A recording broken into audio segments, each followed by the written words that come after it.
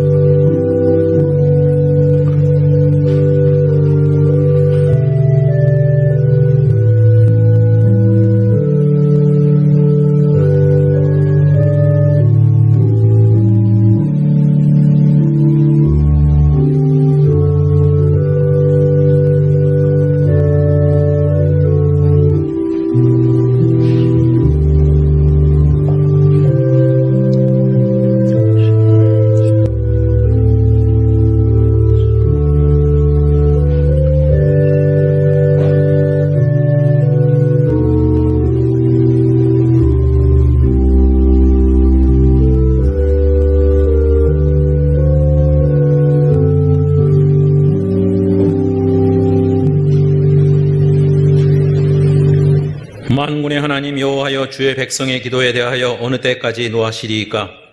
주께서 그들에게 눈물의 양식을 먹이시며 많은 눈물을 마시게 하셨나이다. 우리를 우리 이웃에게 다툼거리가 되게 하시니 우리 원수들이 서로 비웃나이다. 만군의 하나님이여, 우리를 회복하여 주시고 주의 얼굴의 광채를 비추사 우리가 구원을 얻게 하소서. 저희를 사랑하시는 하나님 아버지, 오늘 이 아침에도 주님 전에 모였습니다.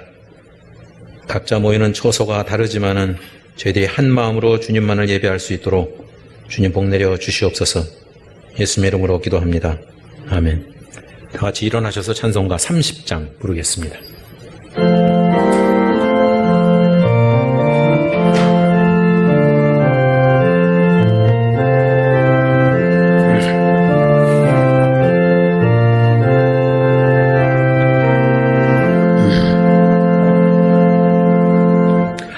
전능하고 놀라우신 나의 주님 구세주, 거룩하신 은혜의 왕 주를 경배합니다. 영광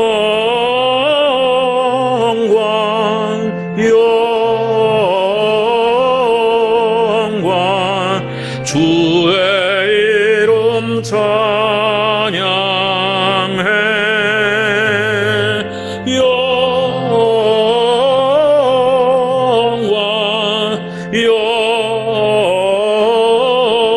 영광 귀한 이름 찬양해.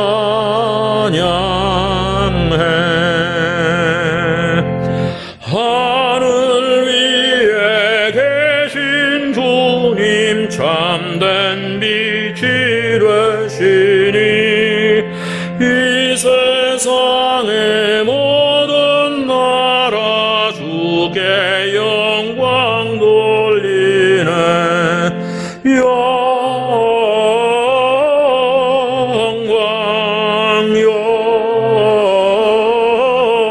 영광 주의 이름 찬양해.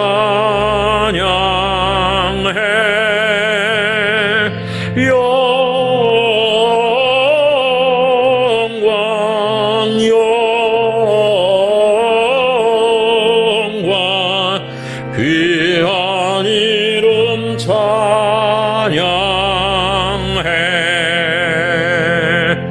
하늘나라 보좌에서 죄악 많은 세상에 우리 구원하시려고 주님 세상 오셨네. 영광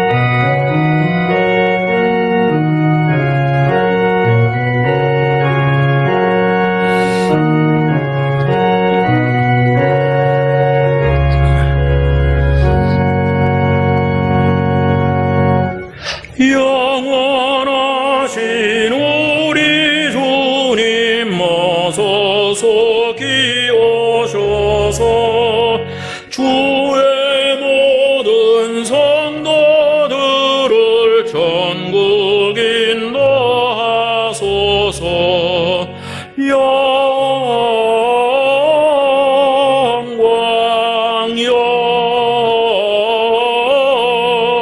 영광 주의 이름 찬양해.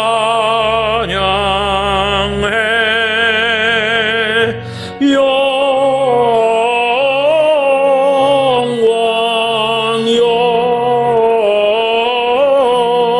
영광 귀한 이름 찬양해.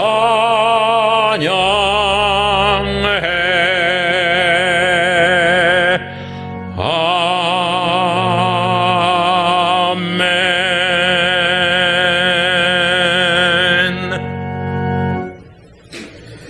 한 주간의 삶을 돌아보고 하나님 앞에 참회 기도를 통성으로 잠시 드리겠습니다.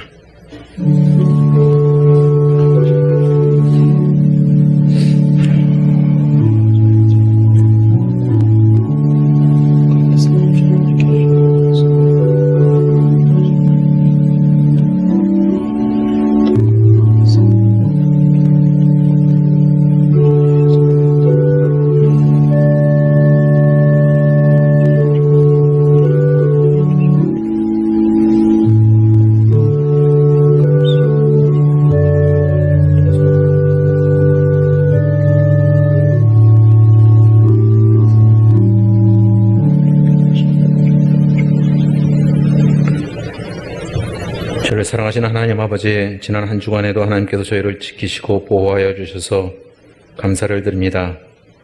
한 주간의 삶을 돌아다 볼 때 하나님의 뜻과 말씀보다는 저희의 뜻과 저희의 소견대로 살아갔던 것을 이 시간 주님 앞에 고백합니다. 때로는 저희가 인지하지 못하는 가운데서도 하나님께서 저희에게 용서를 베풀어 주시고, 또한 저희 삶 속에서 저희들이 또 인지하지 못하는 그곳에서 죄를 저지를 때마다 십자가를 바라볼 수 있도록 저희를 붙들어 주시옵기를 원합니다.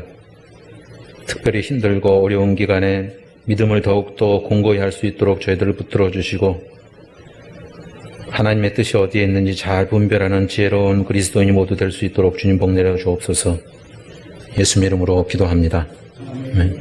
전능하사 천지를 만드신 하나님 아버지를 내가 믿사오며 그 외아들 우리 주 예수 그리스도를 믿사오니 이는 성령으로 잉태하사 동정녀 마리아에게 나시고 본디오 빌라도에게 고난을 받으사 십자가에 못 박혀 죽으시고 장사한 지 사흘 만에 죽은 자 가운데서 다시 살아나시며 하늘에 오르사 전능하신 하나님 우편에 앉아 계시다가 저리로서 산 자와 죽은 자를 심판하러 오시리라.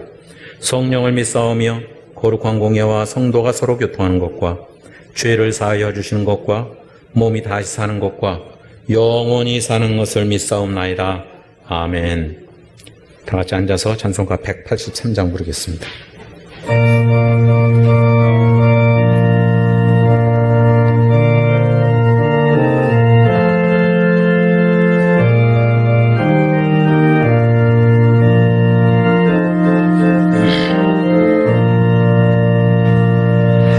빈들의 마른 불같이 시들은 나의 영혼, 주님이 약속한 성령 간절히 기다리네. 가물음의 마른 땅에 단비를 내리시던 성령의 단비를 새 생명 주옵소서. 반가운 빗소리 들려 산천이 춤을 추네. 봄비로 내리는 성령 내게도 주옵소서. 가물음의 마른 땅에 단비를 내리시도 성령의 단비를 부어 새 생명 주옵소서. 좌우로 내려 조목이 무성하니 갈급한 내 심령 위에 성령을 부소서. 가물어 메마른 땅에 단비를 내리시도 성령의 단비를 부어 새 생명 주옵소서. 참되신 사랑의 언약 먹일 수 있사오랴. 오늘의 흡족한 은혜 주실 줄 믿습니다. 가물어 메마른 땅에 단비를 내리시도 성령의 단비를 부어 새 생명 주옵소서.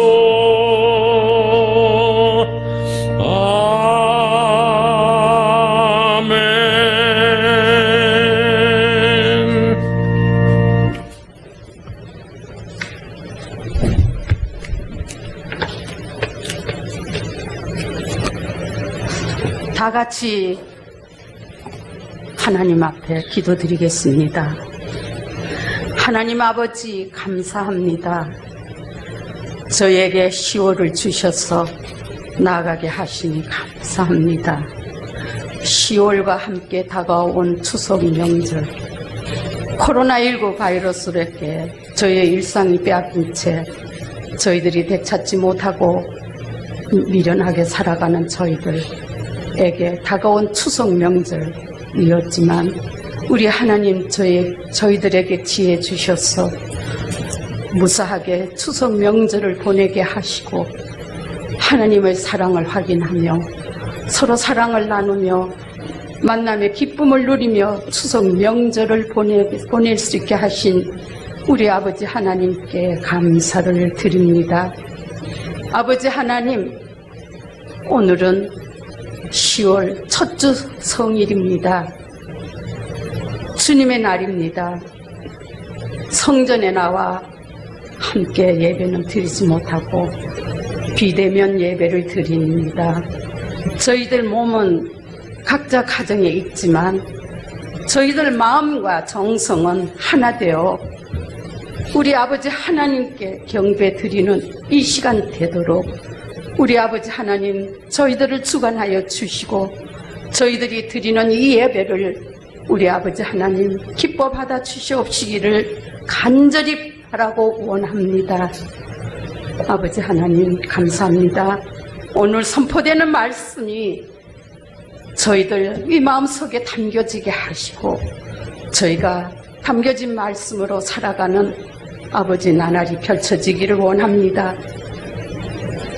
말씀을 믿는 믿음 주셔서 저희들이 믿음으로 살아가는 저희들 다 되게 하여 주시고 저희들이 그동안 아버지 하나님 아직 내려놓지 못하고 버리지 못한 저희들의 아버지 미련한 모습 다 내려놓고 아버지 하나님 저희를 돌아보고 온갖 거짓 아버지 세상 욕망 분냄 다 아버지 앞에 내려놓고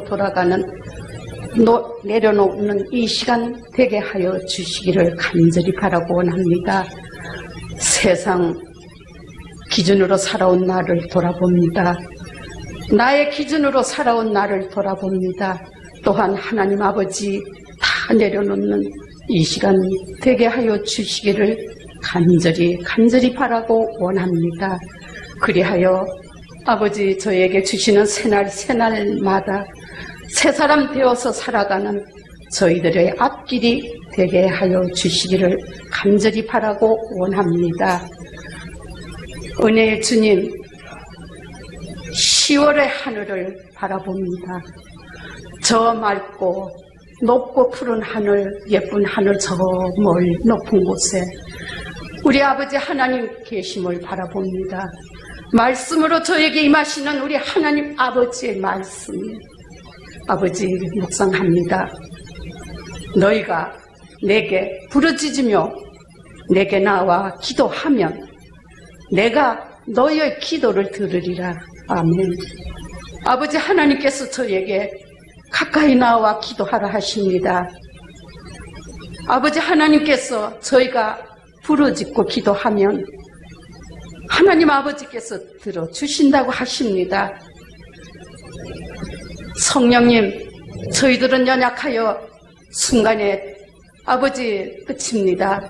저희의 약함을 아시는 성령님께서 저희를 이끌어 주셔서 하나님 앞으로 더 가까이 나아가 기도하는 우리가 되게 도와주시옵소서. 하나님 앞에 나아가 깨어 기도하는 우리가 되게 하여 주시고, 아버지 하나님, 믿음으로 살아가는 저희 되게 하여 주시며 말씀을 가지고 살아가는 저희 삶이 되게 하여 주시기를 원합니다. 하나님 아버지, 저희가 늘 하나님 아버지 자녀답게 살지 못한 저희들 아버지 새 사람 되어서 하나님 아버지께 기쁨을 드리는 자녀로 살 수 있도록 이 가을에 하나님 아버지 엎드려 기도하는 저희들 다 되게 하여 주시옵소서. 성령님, 저희들 이끌어 주셔서 코로나19 바이러스로부터 벗어나기를 원합니다. 잃어버린 저희의 일상을 하루속히 되찾기를 원합니다. 아버지 하나님, 모든 활동이 가동 중단이 이어지지 않고 계속 가동으로 이어져서 우리의 모든 일상과 경제 활동이 활성화되어서 미래를 열어가는 활기찬 나날이 펼쳐지기를 원합니다. 아버지 하나님, 이 나라 위에 저희들 위해 함께하여 주시기를 간절히 바라고 원합니다.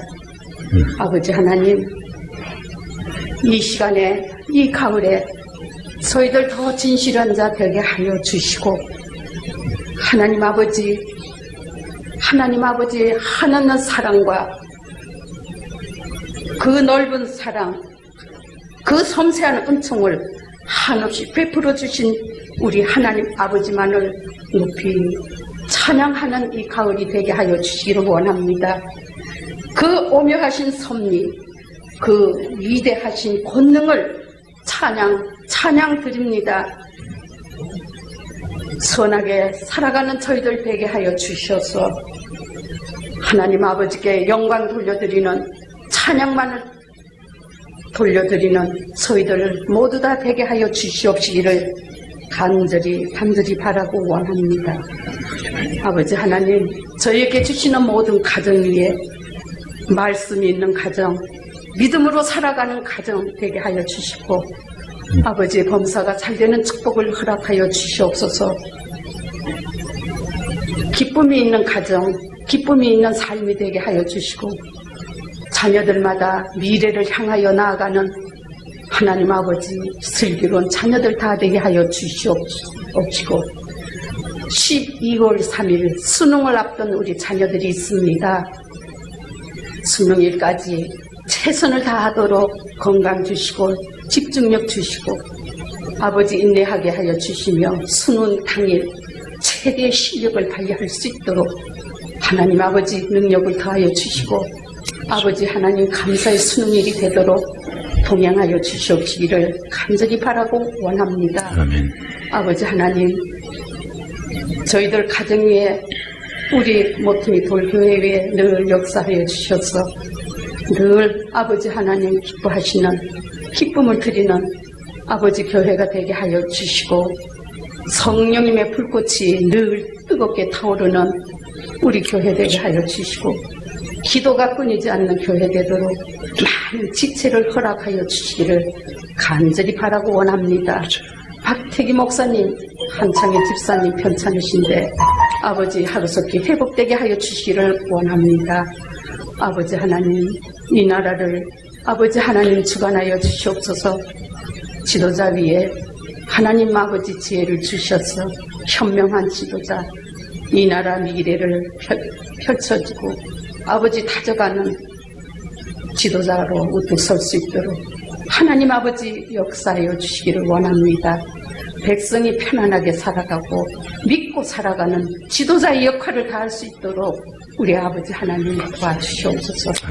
오늘 말씀 들고 서시는 목사님, 성령님께서 역사하여 주시고 항상 성령이 두루마기 입혀주셔서 저희들에게 아버지 하나님 말씀이 주신 말씀이 한 주간 살아가는 영의 양식으로 가득 채울 수 있도록 역사하여 주시옵소서. 이 모든 말씀 거룩하신 우리 주 예수 그리스도 이름으로 기도드렸습니다. 아멘.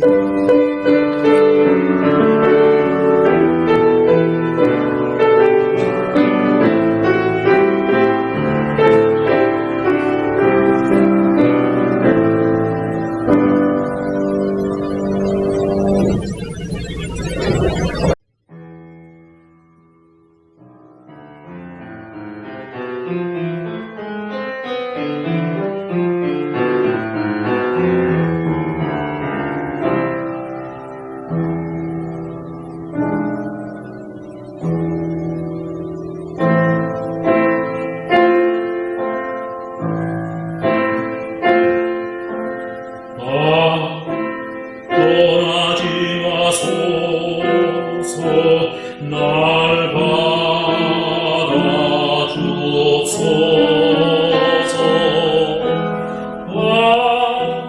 떠나지 마소서 날 받아주옵소서. 내 강구 안에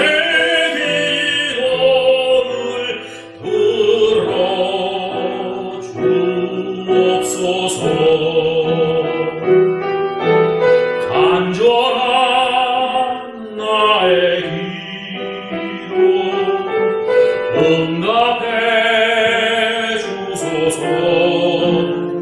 주여 자비를 내게 베푸사 날 어루만져 주옵소서.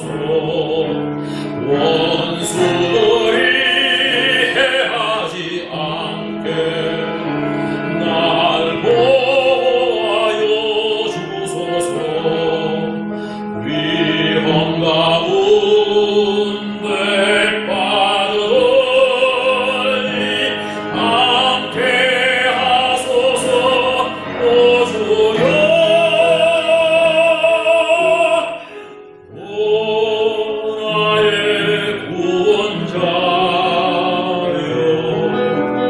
오 나의 구원자여 불쌍히 여기소서. 불쌍히 여기소서. 오 주여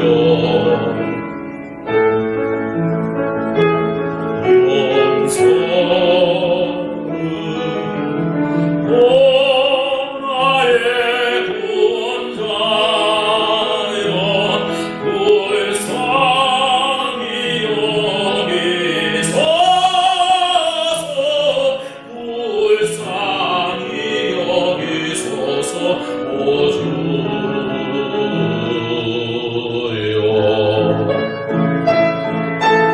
밤 깊어 어두울 때 나 부르신나이다. 오 주여 오소서. 간절한 나의 기도 나의 기도 들으사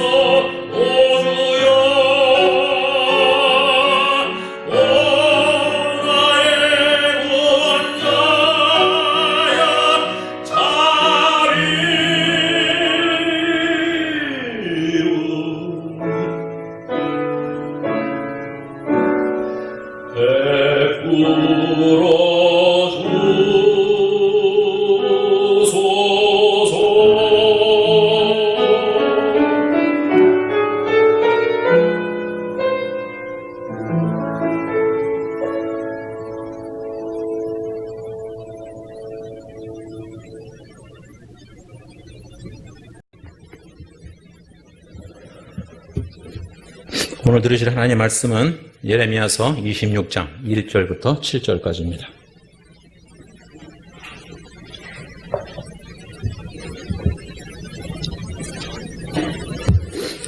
구약성경 예레미야서 26장 1절부터 7절까지입니다. 유다의 왕 요시아의 아들 여호와김이 다스리기 시작한 때 여호와께로부터 이 말씀이 임하여 이르시되 여호와께서 이와 같이 말씀하시니라. 너는 여호와의 성전뜰에 서서 유다 모든 성읍에서 여호와의 성전에 와서 예배하는 자에게 내가 네게 명령하여 이르게 한 모든 말을 전하되 한마디도 감하지 말라. 그들이 듣고 혹시 각각 그 악한 길에서 돌아오리라. 그리하면 내가 그들의 악행으로 말미암아 그들에게 재앙을 내리려 하던 뜻을 돌이키리라. 너는 그들에게 이와 같이 이르라. 여호와의 말씀에 너희가 나를 순종하지 아니하며 내가 너희 앞에 둔 내 율법을 행하지 아니하며 내가 너희에게 나의 종 선지자들을 꾸준히 보내 그들의 말을 순종하라고 하였으나 너희는 순종하지 아니하였느니라. 내가 이 성전을 실로같이 되게 하고 이 성을 세계 모든 민족의 저주거리가 되게 하리라 하셨느니라. 예레미야가 여호와의 성전에서 이 말을 하며 제사장들과 선지자들과 모든 백성이 듣더라. 아멘.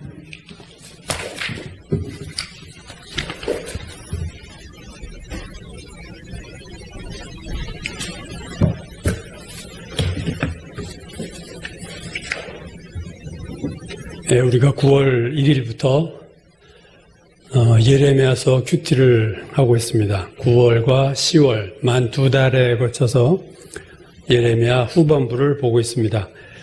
예레미야 전체가 52장인데 1장에서 25장까지는 여러분이 기억하실지 모르지만 작년 5월부터 해서 작년에 한번 전반부를 했고요. 올해 9월 1일부터 우리가 후반부, 예레미야서 후반부를 큐티하고 있는 중입니다. 오늘 본문은 오늘 9월 1일 첫째 날 큐티 본문인데요. 올해 처음 시작했던 오늘 이 본문을 가지고 예배에 대한 말씀을 여러분과 나누려고 합니다. 우리가 큐티를 하고 있기 때문에 먼저 오늘 본문의 배경과 상황에 대해서 제가 좀 더 자세하게 말씀드리려고 합니다. 예레미야는 구약에 나오는 예언자 중에서 예언을 한 기간으로 따지면 세 번째예요. 다니엘이 가장 오래 예언을 했고, 그 다음이 이사야가 두 번째로 긴 기간을 예언했고, 세 번째가 이제 예레미야죠.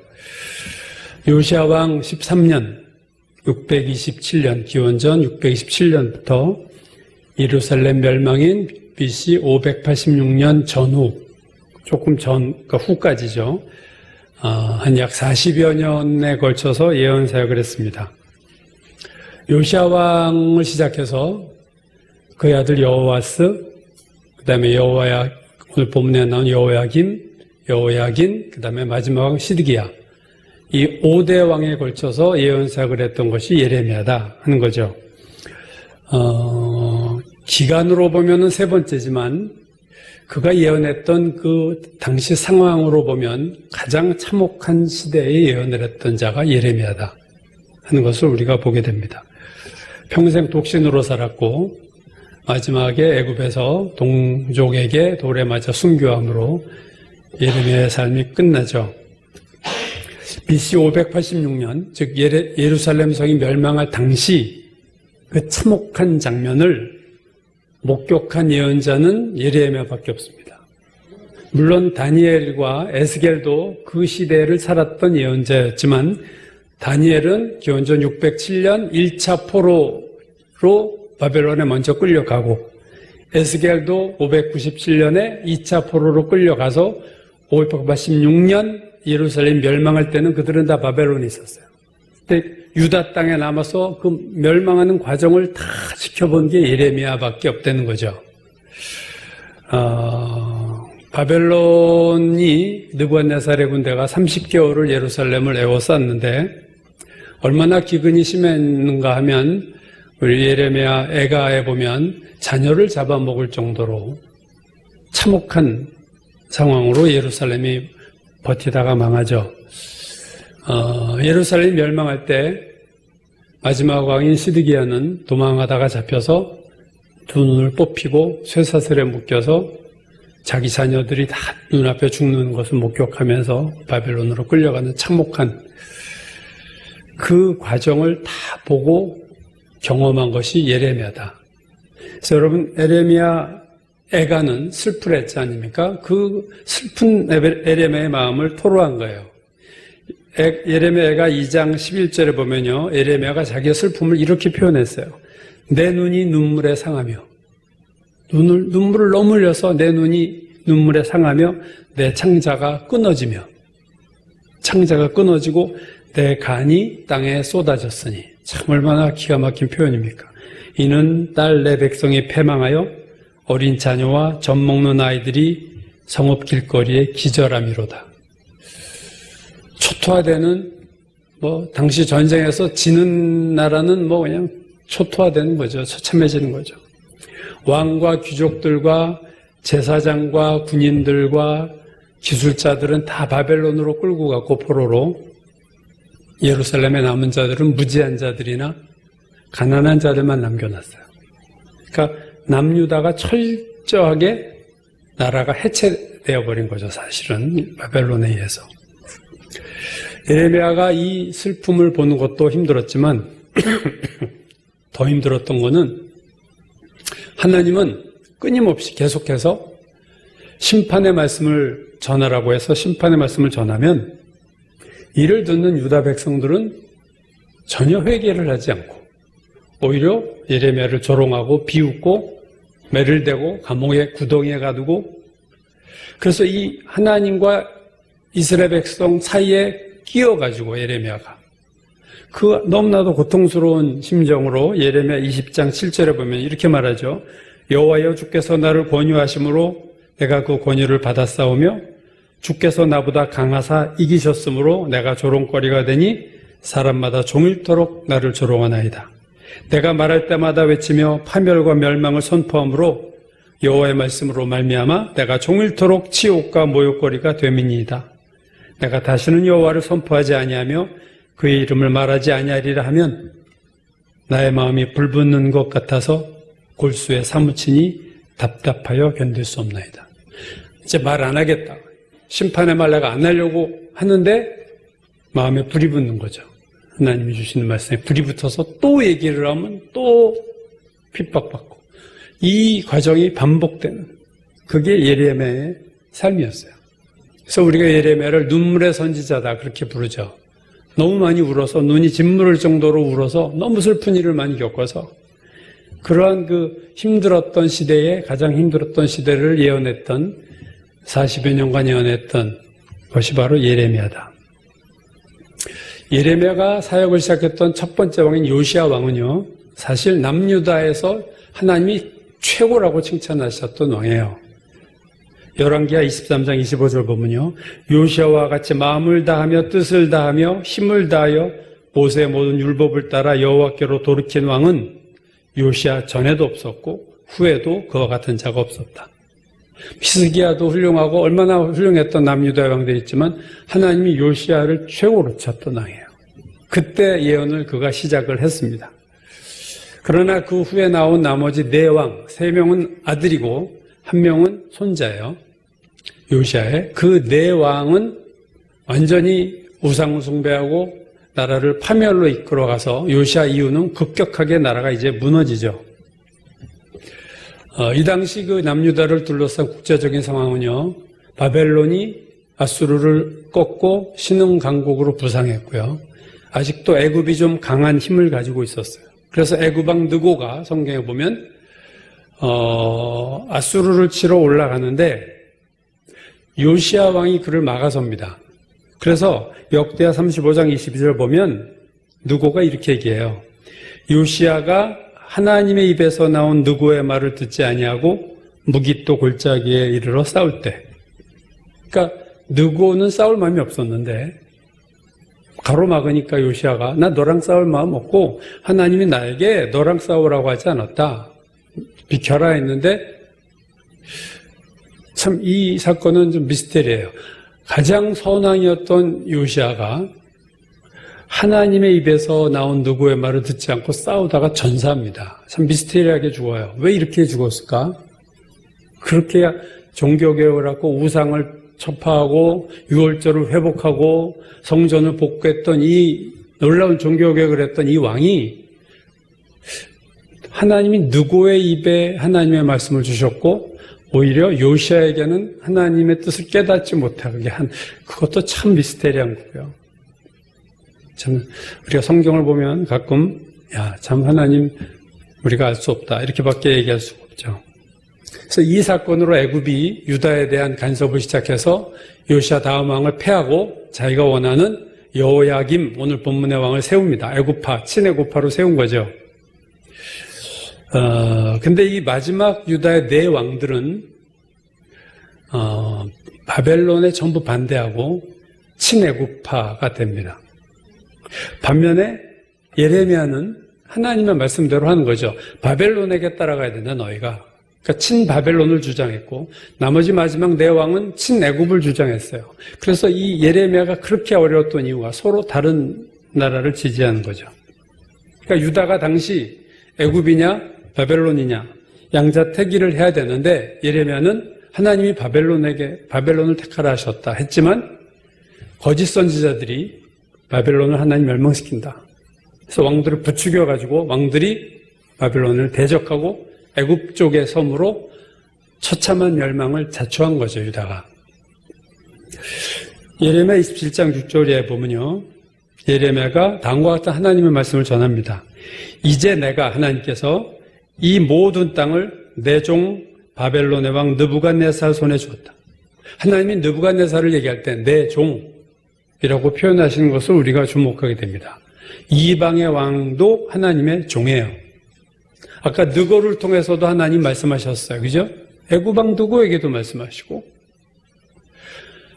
여러분 바벨론 포로로 끌려갔다 돌아올 때 그 계기가 당시 페르시아가 지배할 때 페르시아의 고레스 칙령이 발표되면서 바벨론 포로가 돌아오는데요. 고레스 페르시아 왕에 대해서도 이사야서 44장에 보면은 그는 내 목자라 하나님 그렇게 얘기하세요. 고레스는 나의 목자라. 그가 나의 모든 기쁨을 성취하리라. 이 하나님의 백성에게 하신 말이 아니에요. 이사야서 45장에서는요. 고레스를 기름 부음을 받은 고레스다. 이렇게도 말합니다. 내 목자, 기름 부음 받은 종. 만약에 유다의 마지막 왕들이 친바벨론의 정책을 썼더라면 자신의 땅에서 평화롭게 살 수 있었을 거예요. 나라가 정복을 당했어도 사륙이 없고 편안하게 살 수 있었을 텐데 반대의 섬으로 정말 도륙을 당하게 되는 결과가 오죠.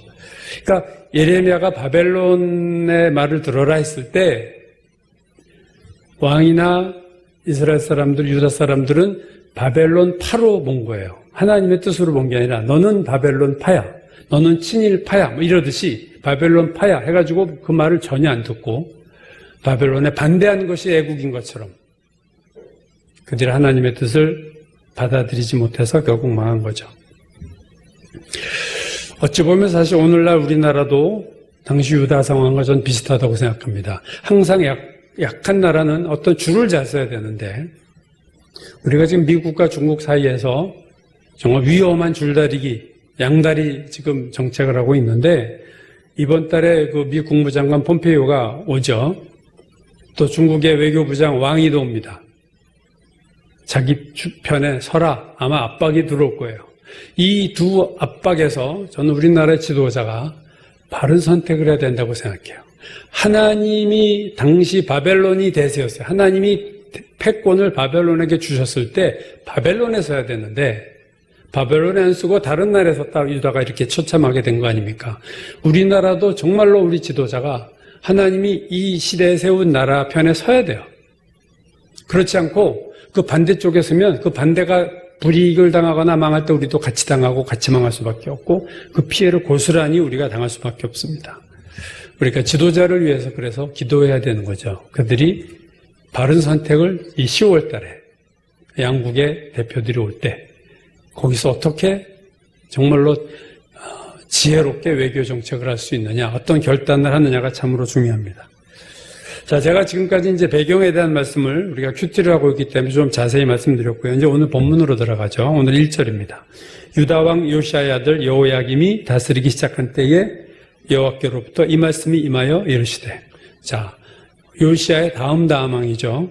아들이면서 다음 왕인 여호야김의 첫 해, 그가 왕이 된 첫 해로 보는데 그때 하나님의 말씀이 예레미야를 통해 임합니다. 내용이 2절이죠. 여호와께서 이와 같이 말씀하시니라. 너는 여호와의 성전 뜰에 서서 유다 모든 성읍에서 여호와의 성전에 와서 예배하는 자에게 내가 네게 명령하여 이르게 한 모든 말을 전하되 한마디도 감하지 말라.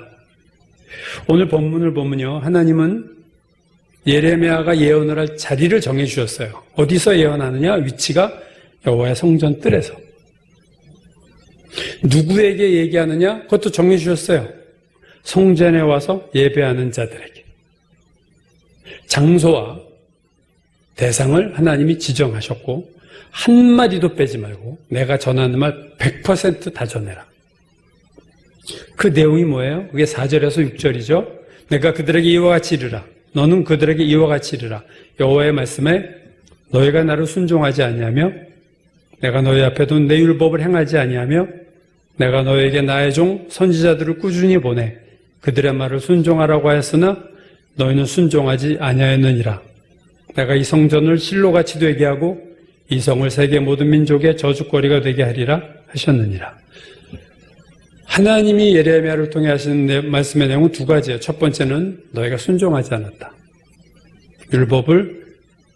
내 율법을 너희 앞에 둔 율법, 내가 지키라고 너희 앞에까지 뒀는데 그거 지키지 않고 선지자들을 계속해서 보냈는데 거기에 순종하지 않았다. 그래서 두 번째, 그 결과로 너희의 불순종으로 너희가 심판을 받을 것이다. 두 가지예요. 불순종, 심판. 불순종으로 인한 심판. 그게 예레미야를 통해 하신 하나님의 말씀이죠. 그러면서 성전에 대해서 이렇게 말씀하셨어요. 내가 이 성전을 실로같이 되게 하겠다. 실로라는 이 지명은요, 사무엘상 4장에 나오는 내용을 얘기하는 건데 당시 이스라엘의 지도자가 엘리 제사장이었습니다. 여러분, 엘리의 두 아들인 제사장이 하나님의 제물을 먼저 자기들이 막 마음대로 먹고 성막에서 보조하는 여자들과 동침하고 그걸 엘리가 방치하고 그 상황에서 블레셋과 전쟁이 일어났는데 전쟁에서 패배했어요. 그러자 이스라엘이 야, 안 되겠다. 여호와의 언약궤를 가지고 나가자. 그러면 이길 거다. 언약궤를 앞세우는데 우리가 이길 거야. 그래서 언약궤를 앞세우고 두 번째 전쟁에 나갔지만 언약궤를 빼앗기고 엘리의 두 아들 죽고 그 소식을 듣는 엘리 제사장은 의자에서 넘어져 목이 부러져 죽고 아기를 낳았던 며느리는 애를 낳으면서 죽어요. 엘리 가문이 초토화됩니다. 그게 실로였어요. 실로. 이 성전을 실로같이 되게 하겠다. 그 말은 실로에서 언약궤를 너희가 절대적으로 믿고 나갔지만 빼앗겼듯이 이 성전도 망하리라. 그 말씀이죠. 실로같이 되게. 이스라엘 백성에게 절대적인 믿음이 있었어요. 그건 뭐냐면 하나님의 언약궤는 이건 아무도 못 건드려. 예루살렘 성전은 누구도 멸망시키지 못해. 라는 절대적인 믿음이 있었어요. 물론 잘못된 믿음이죠. 그래서 언약궤 들고 나가면 이길 줄 알았다가 망하고 결국 예루살렘 성전도 바벨론에서 완전히 깨어지고 그 금붙이 같은 거 다 띄어가지고 바벨론으로 가서 성전은 그야말로 누더기처럼 망가집니다. 이게 절대적인 믿음을 가졌지만 절대적인 믿음이라고 옳은 믿음은 아니잖아요. 잘못된 것을 절대적으로 믿었어요. 언약궤를 빼앗길 때 엘리 제사장 때요. 오늘 여호야김 때 그리고 시드기야 때 예루살렘 성전이 초토화될 때 공통점이 있어요. 그것은 그 시대가 타락했을 때다. 즉 아무리 언약궤와 하나님의 성전이 거룩해도 그것에 예배드리는 자들이 타락했을 때 언약궤와 성전은 언제라도 무너질 수 있다. 이게 진리예요. 그러나 그들은 그렇게 믿지 않고 자기들이 어떤 삶을 살아도 언약궤는 성전은 절대적으로 누구도 손 못 대. 이런 엉뚱한 잘못된 믿음을 갖고 있었어요.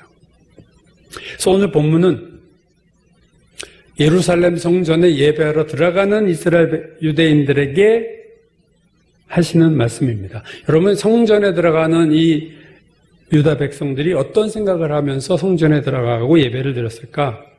아마 그런 걸 거예요. 이 성전은 안전하다. 언약궤처럼 애굽이나 바벨론이 절대로 이 성전은 무너뜨릴 수 없다.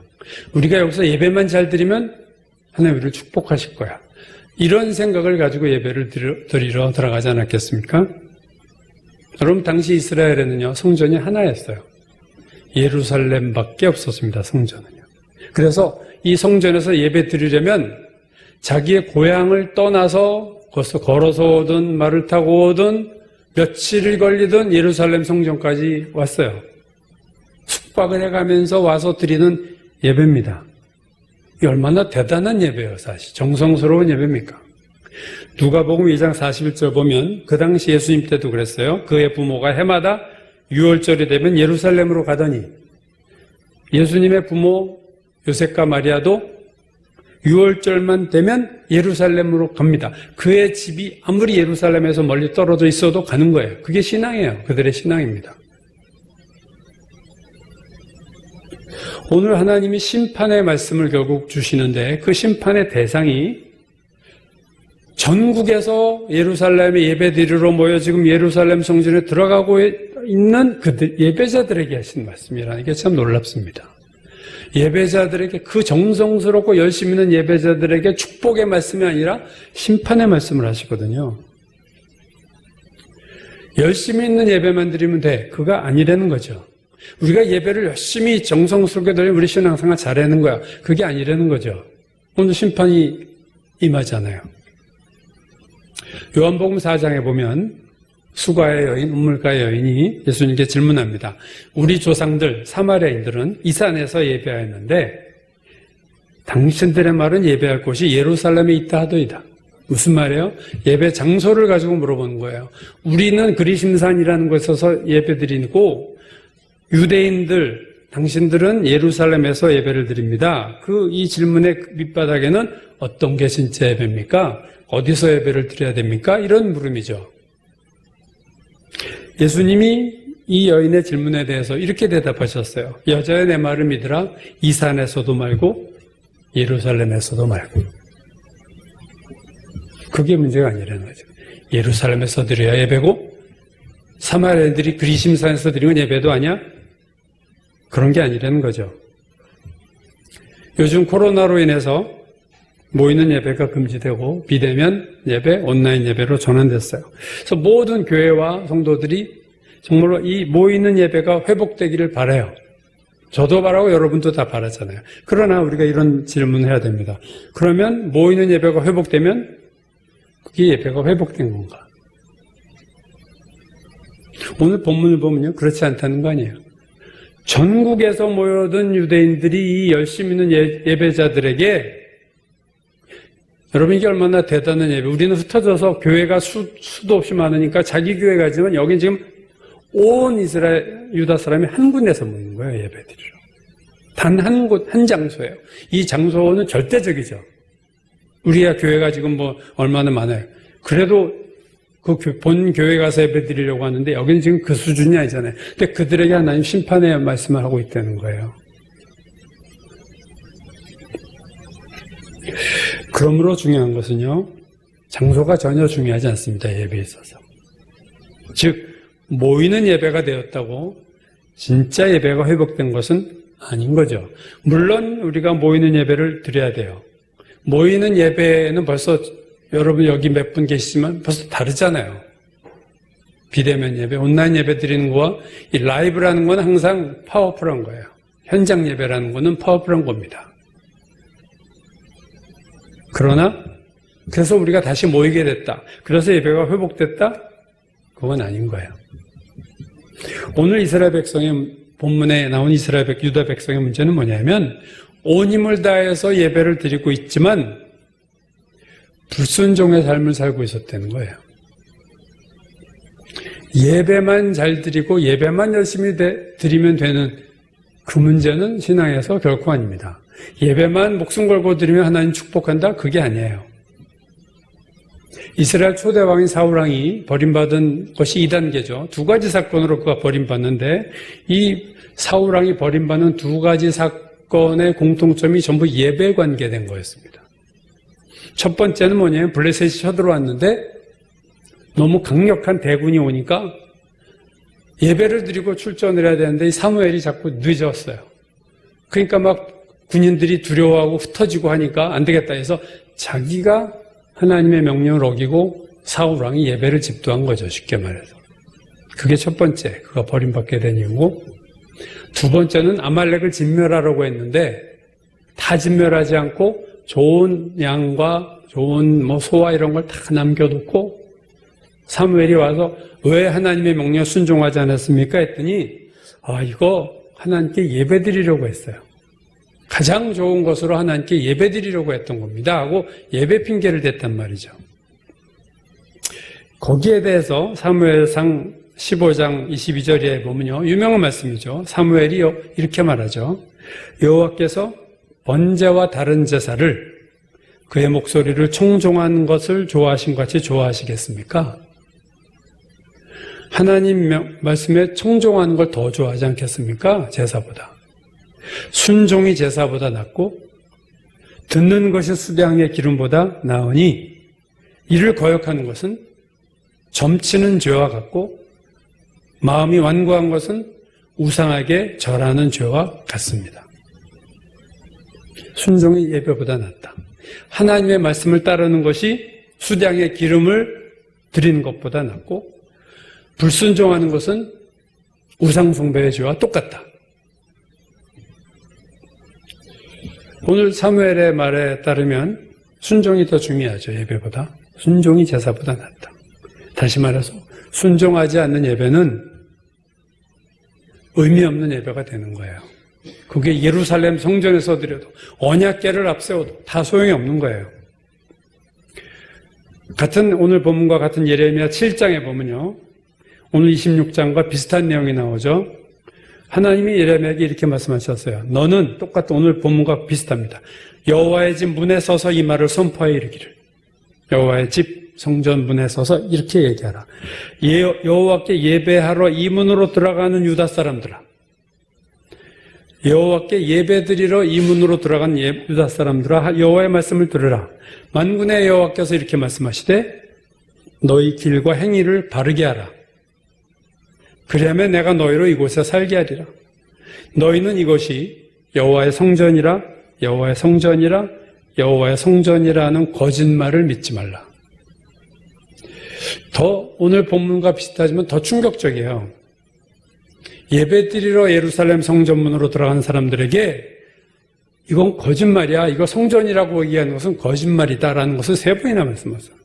여호와의 성전이다, 여호와의 성전이다, 여호와의 성전이다 하는 거짓말을 믿지 말아라. 그러면서 7장 11절을 보면 도둑의 소굴이다, 성전이 아니라. 이 파격적인, 충격적인 표현을 하나님이 그 단어 표현을 그렇게 쓰셨어요. 그 말은 예배드리는 자 다 도둑들이야, 그 얘기 아니에요 지금. 너희 다 도둑놈이야. 여기 성전이라는 거 다 거짓말이야. 너희 지금 네 맘대로 살고 불순종하고 살잖아. 너희가 도둑놈들이야. 도둑의 소굴이야. 그러면서 하나님이 7장 10절에서 이렇게 말씀하세요. 너희가 세상에서 악한 삶을 살다가 예루살렘 성전이라는 장소 안에 들어와서 예배드리면 구원을 얻은 것이고 안전한 것이냐? 너희들이 그렇게 악하게 살다가 성전이라는 장소에서 예배드리면 나는 구원을 얻고 여기는 안전해? 그게 맞는 말이니? 하고 하나님이 묻고 계시는 거예요. 일주일 동안 우리가 어떻게 살았느냐가 예배 되게 중요합니다. 일주일 동안 내 마음대로 살다가 주일날 차를 타고 멀리, 어떤 교회는 보니까 그 교회가 워낙 목사님도 유명하고 하니까 대전에서도 주일날 차로 몰고 와서 예배드리고 제주도에서 비행기 타고 와서 예배드리는 분도 있어요. 얼마나 대단한 열심입니까? 옛날에 이스라엘 백성들이 예루살렘에 그렇게 온 거죠. 근데 그들에게 심판을 얘기하셨단 말이죠, 하나님이. 왜요?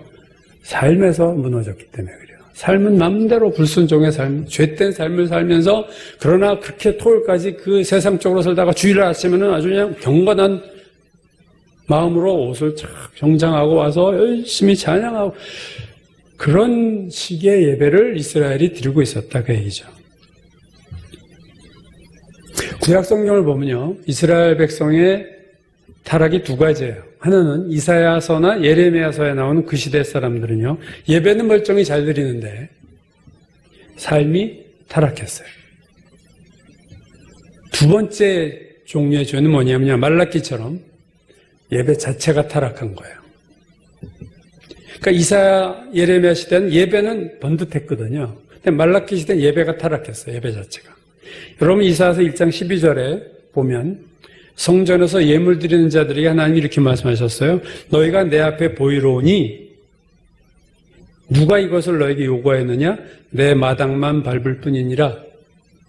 성전에 예배 드리는 자들에게 하나님이 너 이 예루살렘 성전에 와서 예배 드리고 가지만 내가 볼 때는 너희가 예배가 아니라 그냥 내 성전 뜰만 밟고 간 거야 그 말이에요. 이건 예배가 아니야. 예배 드린 게 아니야. 너희는 예배 드렸지만 나는 내가 볼 때는 이건 예배가 아니야. 내 마당만 밟을 뿐이니라. 왜 그런 거에 대해서는 그 다음 13절에서 이렇게 말씀하셨어요. 성회와 아울러, 예배와 아울러 악을 행하는 것을 내가 견디지 못하겠노라. 악을 행함과 성회가 병행하고 있어요. 하나님이 여기에 대해서 욱 하는 거죠. 토할 것 같아. 이사야 시대나 예레미야 시대는 예배 잘 드렸지만 월화수목금토 우리 식으로 말하면 불순종의 삶을 살았어요. 예배만은 기가 막히니까 아주 정성이 대단했어요. 말라기 시대에는요, 예배 자체가 타락했습니다. 말라기 1장 10절 하나님이 이렇게 말씀하세요. 만군의 여호와가 이르노라 너희가 내 제단 위에 헛되이 불사르지 못하게 하기 위해서 너희 중에 성전문을 닫을 자가 있었으면 좋겠다. 이번에는 성전문을 누가 좀 성전문을 닫았으면 좋겠어. 왜? 내 제단에 헛되이 불사르지 못하게 하기 위해서. 즉, 이 헛예배 드리는데 너희가 헛예배 드리고 예배 드렸다고 착각하는 거 이거 안 되겠어. 근데 누가 성전문 좀 닫아줘. 내가 너희를 기뻐하지도 아니하며 너희가 손으로 드리는 것을 받지도 아니하리라. 예레미야에서는 여호와의 성전이라는 말이 거짓말이다. 말라기에서는 누가 성전문을 좀 닫으라. 말라기 시대는 무엇이 문제냐면 이사야나 예레미야 시대와 달리 성이 없는 예배를 드렸습니다. 말라기 1장에 보면요, 눈먼 짐승으로 제물을 드리고 다리 저는 짐승, 우리 집에서 우리도 쓸 수 없는 것들, 병든 짐승 얼마 있으면 죽어야 돼. 이걸 가지고 드렸어요. 제물이 죽으면 표가 안 나잖아요. 얘가 다리가 저는지 얘가 병이 들은 동물인지 그거 모르잖아요. 일단 도축이 되고 나면. 여러분 하나님 앞에 드리는데 제사장 눈은 속일 수 있을지 몰라도 흠없는 제물을 드리는 게 아니라 말라기 시대는 예배 자체가 변질돼가지고 병들고 눈 멀고 다리 저는 것들 드렸어요. 그러면서 아무 문제 없다고 생각한 거예요. 그들이 말라기 1장 6절 7절에 보면요, 하나님 앞에 이렇게 반론해요. 우리가 어떻게 주의 이름을 멸시하였나이까? 우리가 어떻게 주를 더럽게 하였나이까? 우리 그런 적 없습니다. 거기에 대해서 하나님의 대답이 이거죠. 1장 8절 만군의 여호와가 이르노라 너희가 눈먼 희생제물을 바치는 것이 어찌 악하지 아니하며 저는 것 병든 것을 드리는 것이 어찌 악하지 아니하냐? 이제 이것을 너희 총독에게 드려보라. 그가 너를 기뻐하겠으며 너를 받아주겠느냐? 총독한테 이걸 가지고 가봐라. 맞아 죽지 않으면 다행이죠. 너희가 총독에게는 좋은 걸 드리면서 만군의 여호와 하나님 나에게는 너희가 그걸 그냥 와서 드려? 성의 없이 예배를 드려? 그리고도 자기 죄를 몰라? 우리가 어떻게 주의 이름을 멸시하고 우리가 언제 주를 멸시했습니까? 할 때 하나님이 얘기하시는 거죠. 저는 말라기 시대 예배 타락은요, 오늘 비대면 예배를 드리다가 저는 이렇게 변질될 수 있다고 생각해요. 온라인 예배의 문제 중에 하나는 이게 성의 없는 예배로 가기가 상당히 쉽다는 거죠. 여러분 일단 교회라는 장소에서 드리는 예배는 일단 정성이 들어가요. 일찍 일어나야 되고 옷 갈아입어야 되고 교회까지 와야 되고 또 일단 예배 자리에 앉으면 자이든 타이든 딴짓을 못해요. 기껏 할 수 있는 게 조는 거지. 그거는 좀 몸은 앉아서 딴짓 할 수 있는 게 졸거나 자는 거 외에는 다른 거 할 게 없어요. 그러니까 어떤 틀 안에 들어갈 수밖에 없지만 온라인 예배는요, 물론 처음 이제 비대면 예배로 턴할 때 온라인 예배로 돼서 첫 주, 두 주, 셋째 주는 아마 집중할 수 있어요. 아, 이것도 좋네. 더 집중력이 좋을 수도 있어요. 화면을만 쳐다보니까.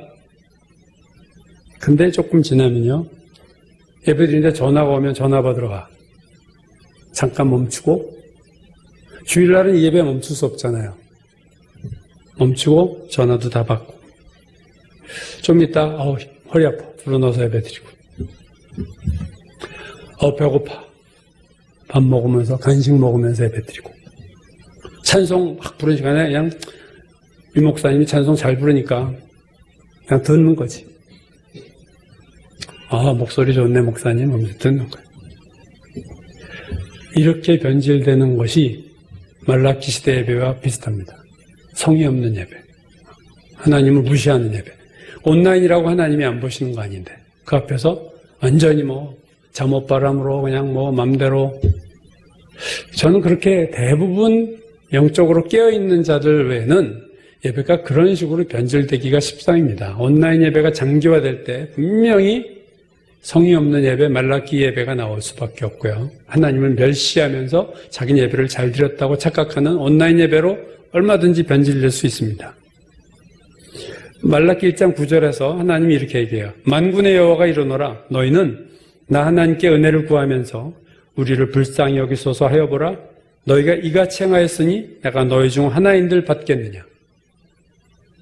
우리를 불쌍히 여기소서 은혜를 주소서 하는데 줄 수 없어. 너희가 이렇게 행하는데 내가 어떻게 너희에게 은혜를 주고 너희를 불쌍히 여기겠냐. 이처럼 온라인 예배는 말라기 시대 예배 같아요. 근데 이사야나 에레미야 시대 예배는요, 모여서 드리는 예배의 또 타락입니다.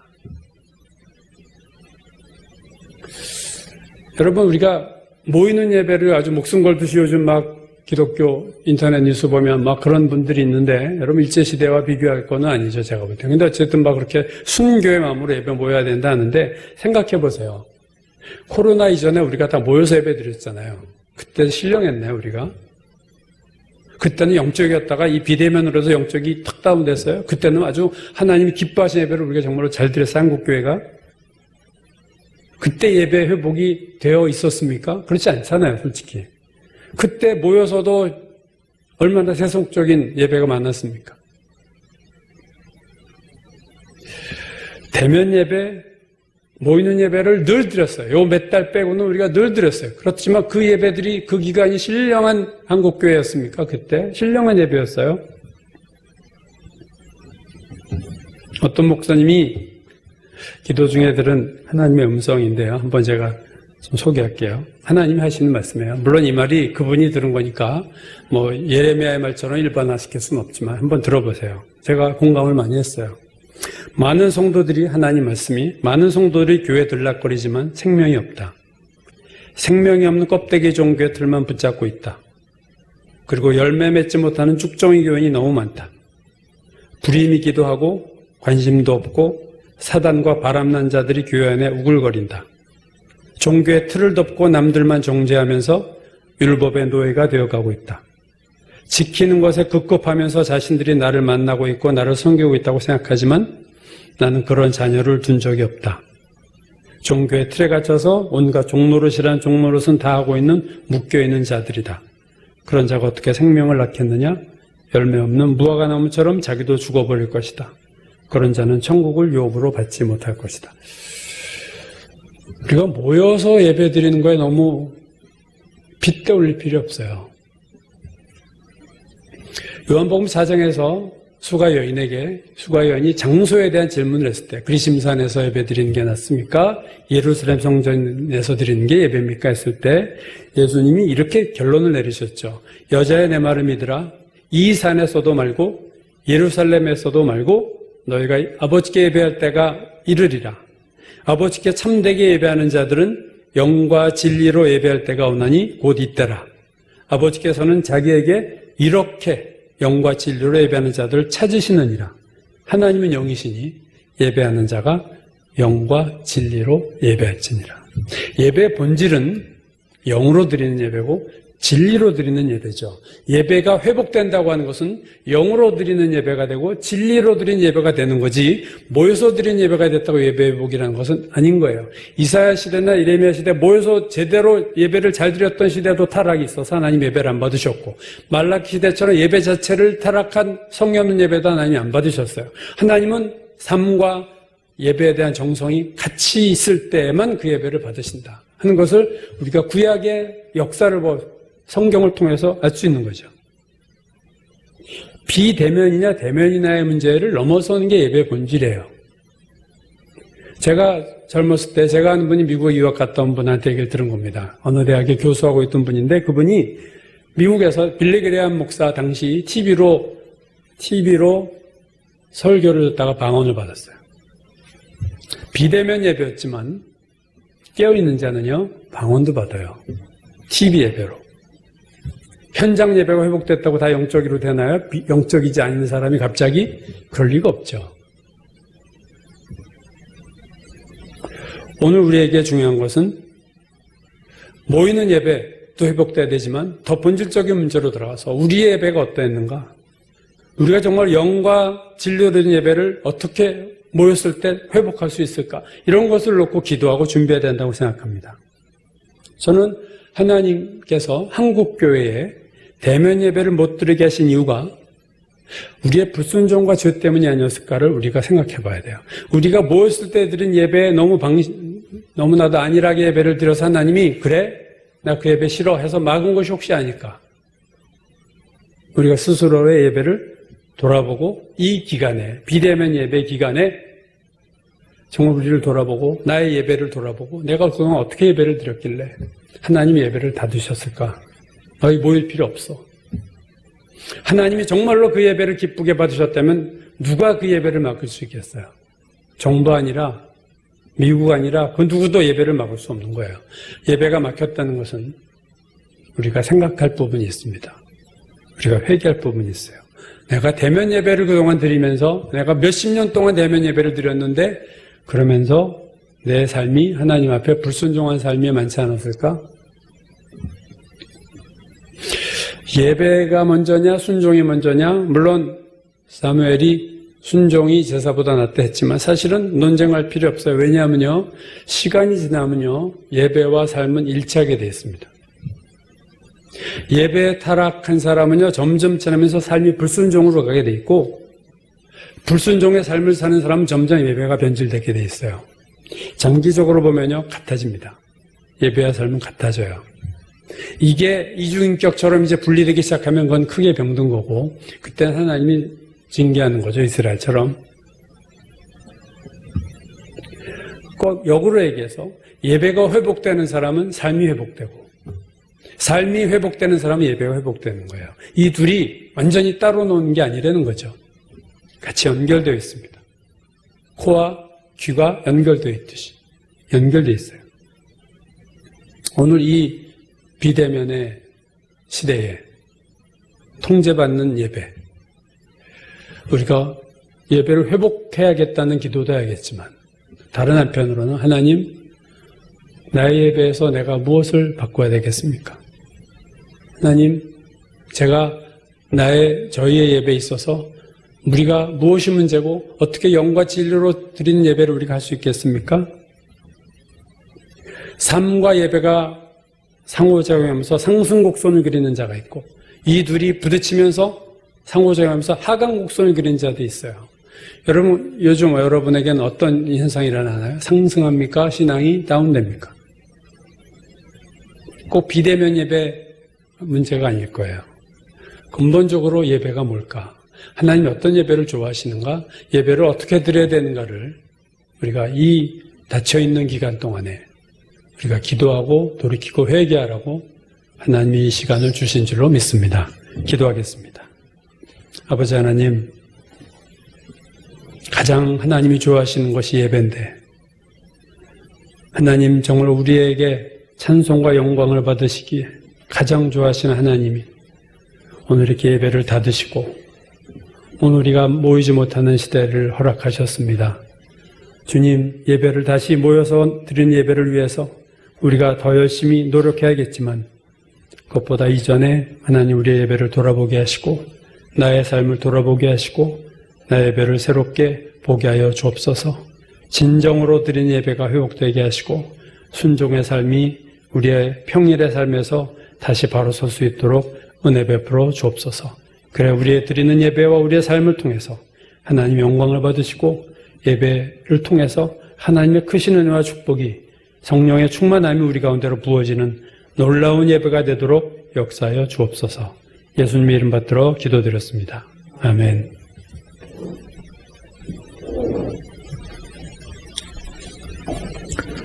찬송가 425장입니다.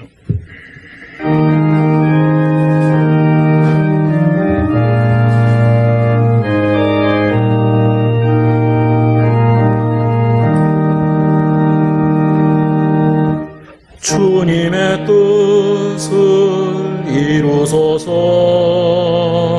고요한 중에 기다리니 진흙과 같은 날 비주사 주님의 영상 만드소서. 주님의 뜻을 이루소서. 주님 발 앞에 엎드리니 나의 맘속을 살피시사 눈보다 희게 하옵소서. 주님의 뜻을 이루소서. 병들어 몸이 피곤할 때 권능의 손을 내게 펴사 강건케 하여 주옵소서. 주님의 뜻을 이루소서. 온전히 나를 주장하사 주님과 함께 동행함을 만민이 알게 하옵소서.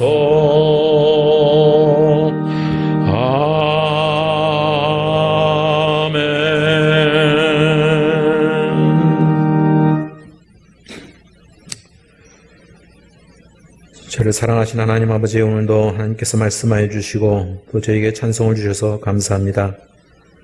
이 시간에 하나님께 저희의 정성을 모아서 드립니다. 하지만 저희가 가진 모든 것이 원래는 하나님의 것이고 또 하나님께서 허락하신 것일로 믿습니다.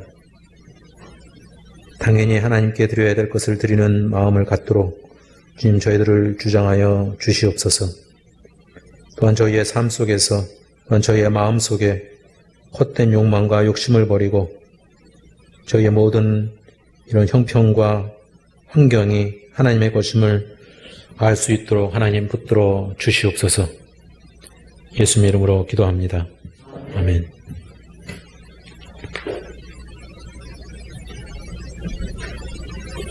네, 몇 가지 교회 소식 전하겠습니다.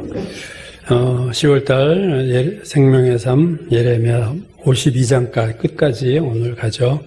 마무리되는 긴 성경인데 52장이니까 상당히 긴 성경 중에 하나인데 또 잘 여러분이 쫓아가시고 또 9월 30일부터 신약 성경 큐티 온누리 교회에서 하는 제가 올리지만 신약 통독하기 좋은 기회고 또 쉽게 해놨어요. 통독을 훨씬 그림도 있고 성우들의 낭독도 있고 예, 그래서 지루하지 않고 앞에 설명도 해주고 통독의 내용을 시스템이 참 잘 된 것 같아서 이 기회에 여러분 코로나 시대에 성경 신약 성경을 한번 통독하는 시간이 됐으면 좋겠습니다. 박 목사님이 한쪽 무릎이 이게 노화됐다 그러나요? 그래서 이렇게 걷기가 어려운 상태예요. 제일 제가 볼 땐 중요한 게 이 걷는 거거든요. 목사님 당뇨도 있고 해서 걸으셔야 되겠지. 걷지 못하면 혈당도 올라가고 자꾸 근육이 약화되고 그렇기 때문에 걷는 게 관건이니까 특별히 기도하실 때 거기에 초점을 두시고 목사님이 그 관절 한쪽이 그래서 걷지 못하시니까 사모님도 힘들고 주변 어려움이 많습니다. 위해서 기도해 주시기 바라고 한 집사님도 아무 문제 없이 계속 건강하실 수 있도록 기도해 주시기 바라겠습니다. 지난주 토요일 날 우리 김연아 교육사 동생 가정에 이제 그때 아기가 태어났어요. 지난 토요일 날 예배 녹화할 때 그때 아들 남자아이가 이제 태어나서 사진도 이렇게 봤는데 그 가정 동생 가정 위해서 여러분이 기도해 주시기 바라겠습니다. 기도 제목들 우리 코로나 기도하실 거고요. 특별히 경제적으로 어려워지는 상황에서 정말 힘든 분들이 많이 있습니다. 위해서 기도해 주시고 유정자들을 위해서도 기도해 주시고 차별금지법도 기도해 주시고 단자니아 그리고 하늘고등학교도 기도해 주시기 바라겠습니다. 지금 큐티와 통독을 우리가 하고 있는데 교회 기도 제목은 이 큐티와 통독을 가정에서 잘 하실 수 있도록 또 기도해 주시기 바라겠습니다. 오늘 김연아 교육사님 가정 기도할 차례이니까 교육사님 또 그 어머님 동생 가정 위해서 기도해 주시고 박 목사님 한 집사님 또 아까 12월 3일 우리 권사님 기도 때 나왔죠. 12월 3일 수능을 아이들이 이제 얼마 안 남았는데 위에서 4명의 거기 아이들이 있습니다. 위에서 기도해 주시기 바라겠습니다. 우리 통성으로 잠깐 기도합니다. 아버지 주여 은혜 주셔서 하나님 이 어려운 시기에 주여 놀라운 하나님 축복이 임하기를 원합니다. 주여 우리 모두 각자에게 하나님의 은혜가 임하기를 원합니다. 코로나도 아버지께 치료제와 백신이 개발돼서 하나님 소속히 이 시간이 지나가고 그러나 하나님 본질적으로 주님 앞에 바로 서는 저희들 되게 하소서. 주여 응유적으로 어려운 이들을 도우시고 하나님 이 모든 정치 지도자들이 하나님 앞에 정말로 하나님 두려워하고 국민을 섬기게 하소서. 차별금지법이 하나님 막혀지게 주여 도와주시기를 원하며 하나님 단자니아 우리 귀한 종들을 붙드소서. 교대 사역을 축복하시고 우리 하늘고등학교 아이들을 하나님 그 아이들의 놀라운 복음으로 변화된 역사가 나타나게 도와주시고 교우들 큐티하고 통독을 잘 감당할 수 있도록 하나님 은혜 주시기를 원합니다. 김연아 교육사님 아버지 딸에게 함께 하시고 어머님과 동생 가정 새로운 생명한 아이 하나님 도우시고 박 목사님 특별히 아버지 도와주시고 아버지 치유의 역사 나타나게 해주시옵시고 집사님을 도우시고 우리 사랑하는 우리 혜린이, 세영이, 정수, 정우 이 아이들을 아버지 기억하시고 12월 3일날 축복하여 주시옵소서. 주여 믿습니다. 함께 하옵소서.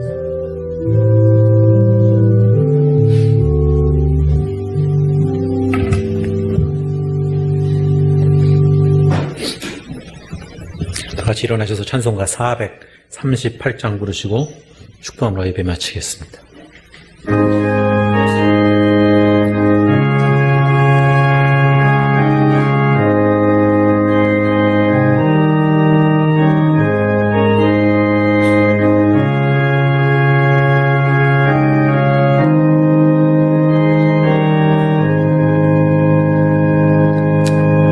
내 영혼이 은총 입어 중한 죄짐 벗고 보니 슬픔 많은 이 세상도 천국으로 가도다. 할렐루야 찬양하세. 내 모든 죄 사함받고 주 예수와 동행하니 그 어디나 하늘나라. 주의 얼굴 뵙기 전에 멀리 뵈던 하늘나라.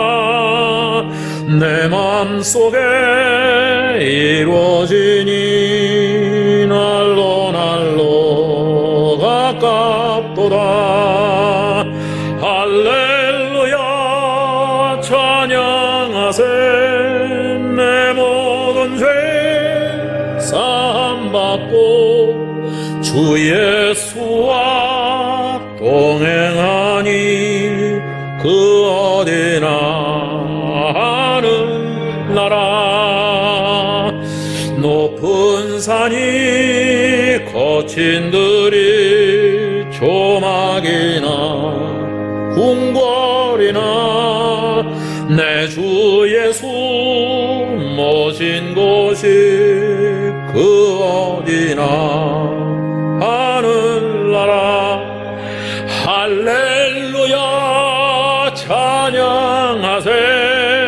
내 모든 죄 사함받고 주 예수와 동행하니 그 어디나 하늘나라.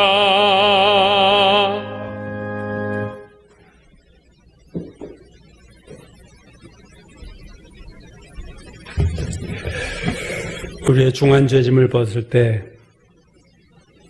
하나님 그때의 천국으로 변화된다고 하셨습니다.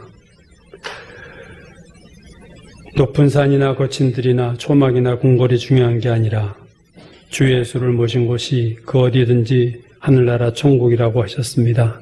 하나님, 우리가 대면 예배든 비대면 예배이든 간에 하나님 주님을 모시는 예배가 되게 도와주시옵소서. 우리 마음에 주님을 우리 중심에 모시고 예배 드릴 때 그곳에 하나님의 은혜와 축복과 놀라운 성령의 충만한 역사가 나타날 줄로 믿습니다.